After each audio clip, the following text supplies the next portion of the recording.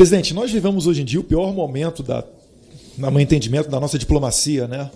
O Brasil, ele prega a democracia, está na boca de todas as autoridades do governo, mas não pratica ela.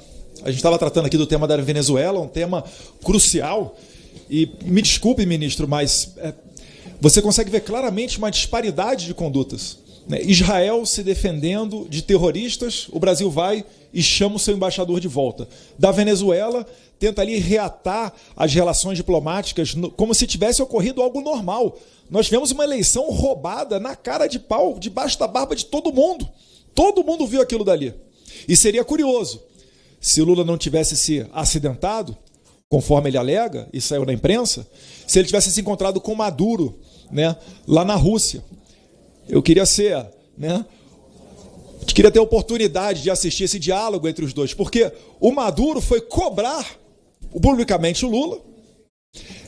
Na verdade, foi um dos seus ministros, uma das suas autoridades, falando, olha, calma aí, o Brasil teve um problema, teve um conflito na eleição, alegaram, né, uma suspeição de fraude, foi resolvido através do TSE. Por que na Venezuela, o TSE da Venezuela não tem a legitimidade que tem o TSE brasileiro? E aí você escancara uma estratégia da esquerda onde fica difícil você não suspeitar de fraude. Como se as autoridades constituídas na Venezuela tivessem legitimidade suficiente para dizer não, nós somos imparciais e nós vamos aqui falar aqui quem foi o verdadeiro campeão. Nem sequer o Brasil exigiu as atas eleitorais da Venezuela. Nem sequer isso. O Lula apenas ficou fazendo um meio de campo, dizendo que teria que ter uma outra eleição. Aí a Venezuela falou, calma aí, Lula. O Maduro falou, no Brasil teve outra eleição quando teve um conflito?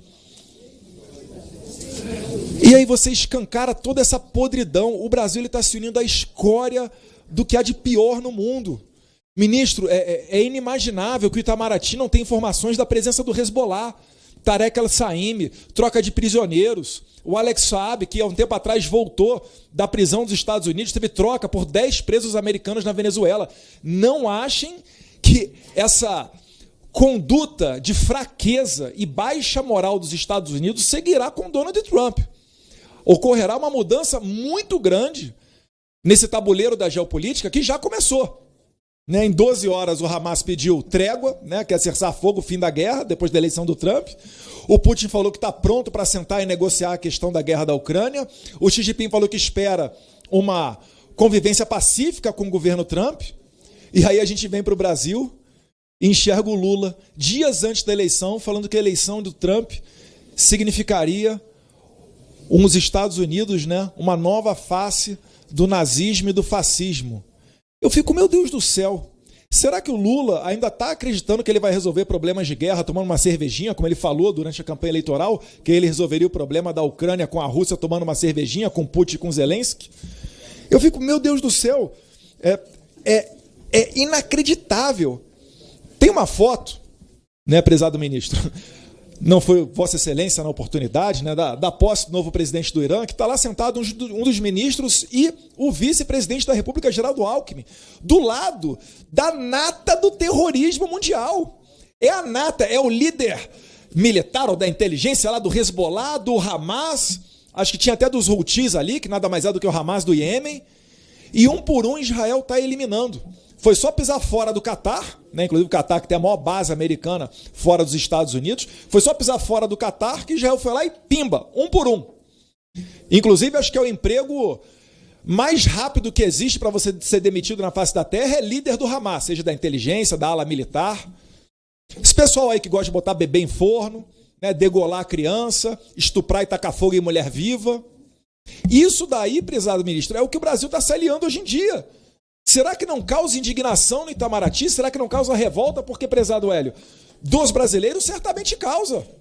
E eu vou dar um conselho a Geraldo Alckmin, que ele não retorne ao Irã, que depois da posse do Trump não entenderia como improvável os Estados Unidos permitir que Israel faça a eliminação dos sistemas dos ayatolás ali. Porque é a única maneira de você ter paz naquela região.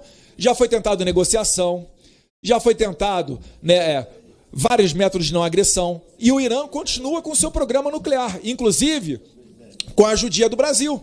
Se a gente retornar em 2013, o Mahmoud Ahmadinejad estava pegando aliança com o Hugo Chávez para tentar pegar a tecnologia da Argentina, então comandada pela Cristina Kirchner. Não foi à toa que a Argentina comprou papéis podres da Venezuela, alguns bilhões naquela oportunidade, se não me engano é 2013 ou 2012. E o Brasil achando que nada está acontecendo. Vossa Excelência falou aqui, ministro, perdão, o Lula falou, abre aspas, Maduro não é um problema do Brasil, mas dos venezuelanos, fecha aspas.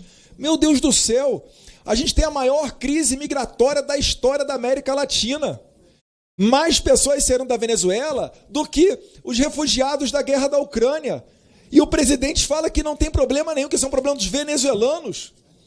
Tenta passar pano, levar ele, trazer ele para o Brasil como se nada tivesse acontecido. Não, Maduro aqui, prezado Jefferson, ele tem que contar a narrativa dele, é só um problema de narrativa. Não, tem estatísticas de emagrecimento da população. Eu fui 2 vezes na fronteira do Brasil com a Venezuela. A primeira vez delas foi antes da Operação Acolhida, em 2018.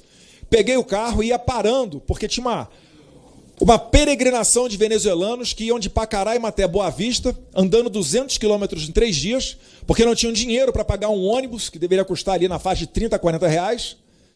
E aí eu perguntava para eles por que eles estão saindo da Venezuela. Era comum, eu botei até no YouTube, eles falando, a partir do momento que a gente vê as crianças comendo cachorro e gato de rua, fala, olha, não tem mais o que se fazer aqui.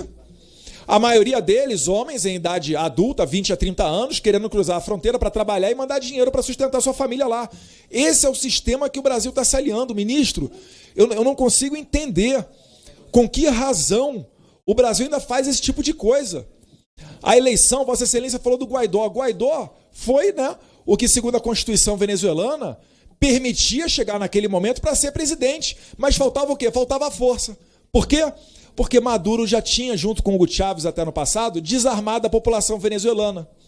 Mais um tapa na cara daqueles que acham que desarmamento tem a ver com segurança pública. Não tem.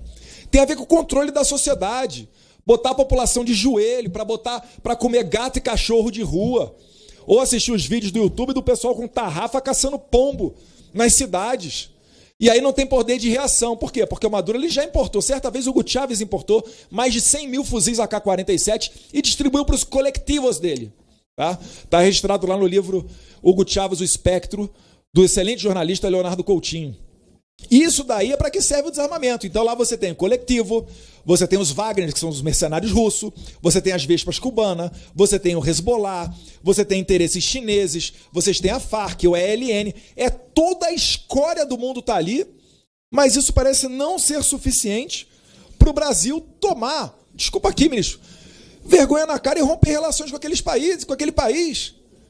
O Alex Saab era laranja do Maduro, todo mundo sabe disso, lavava dinheiro para o Maduro e por isso foi condenado nos Estados Unidos. Aqui tinha um adido militar, que era o último do corpo diplomático, pelo menos durante o período do presidente Bolsonaro, adido militar que estava aqui, nós tentamos mandar de volta para lá, para a Venezuela, e o Barroso, ministro do STF Barroso, Luiz Roberto Barroso, disse que não poderia por causa da crise sanitária.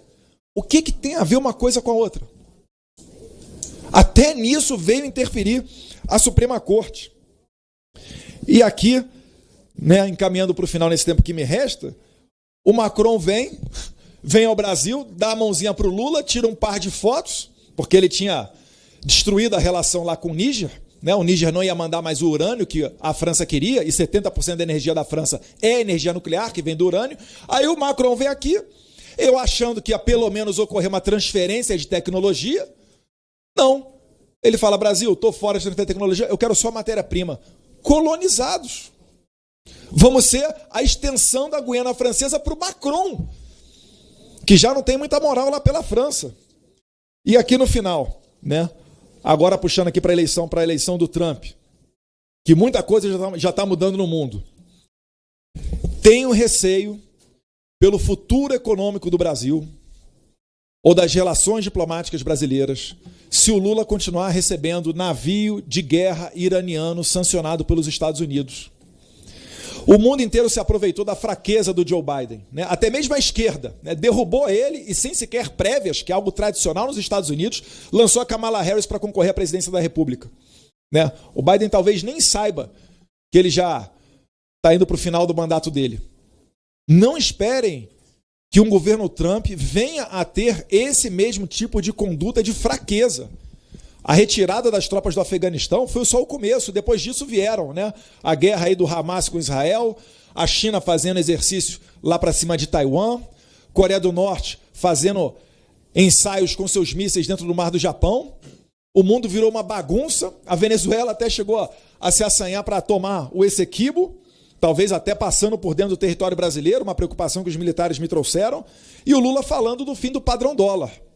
Novos capítulos estão por vir. Eu espero que o Brasil tenha a noção, e não a submissão, mas a noção de que ajudar estados terroristas, né, permitir essas caravanas migratórias para os Estados Unidos, incentivando, né, outros atores internacionais anti-americanos, esses tempos, pelo menos, retaliações ocorrerão e eles não condizem com o que está no coração do brasileiro, que é um coração pacífico e que sim preza pela boa relação com os Estados Unidos. Obrigado, presidente. Obrigado, deputado Eduardo Bolsonaro.